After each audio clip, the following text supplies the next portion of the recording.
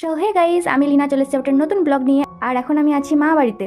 আর আজকে মা বাড়িতে হবে চিকেন চিকেন রান্না করার দায়িত্বটা আমি মাথা পেতে নিয়েছি। তো লেটস গো, ঝটপট কোমর বেঁধে নেমে পড়ি চিকেন রান্না করতে। কিন্তু প্রথমেই বলি, আমি কোনো রান্নার রেসিপি শেয়ার করছি না, আমি জাস্ট এমনি নর্মাল ডেলি লাইফের একটা মিনি ব্লগ শেয়ার করছি। আর আমার চিকেন রান্না অর্ধেক হয়ে যাওয়ার পর মনে হলো তবে একটা ভিডিও করা যাক। এদিকে আমার চিকেন রান্না হচ্ছে আর আরেকটা ওভেনে এখন করলা ভাজা হচ্ছে।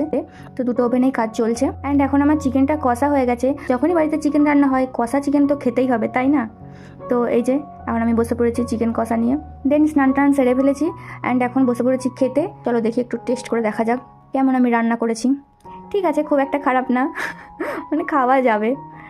আমি কতটাই বা বলবো যে ভালো হয়েছে, নিজের প্রশংসা নিজে করতে চাই না, তবে হ্যাঁ ভালো হয়েছে, মোটামুটি খাওয়া যাবে আর কি। বিকেলের দিকে চলে গেছিলাম একটুখানি মেজো দিদার বাড়িতে। তো ওখানে এই যে বনু ছিল, বনুকে নিয়ে একটুখানি খেলা করেছি। তারপর দিদা বললে একটু চা করে দিই, চা খেয়ে যা। সো এই যে চা কেউ অফার করলে না করতে পারি না ভাই। আমার তো মনে হয় কেউ যেন আমাকে চা অফারই না করে, ডাইরেক্ট আমার কাছে নিয়ে এসে বলে নে চা খা। কি তাই তো, কার কার এরকম হয়। তো বনুকে নিয়ে একটু খেলার পর চলে এসেছিলাম বাড়িতে। এভাবেই কেটেছিল আজকের দিনটা। চলো দেখাবে নেক্সট ভিডিও, টাটা।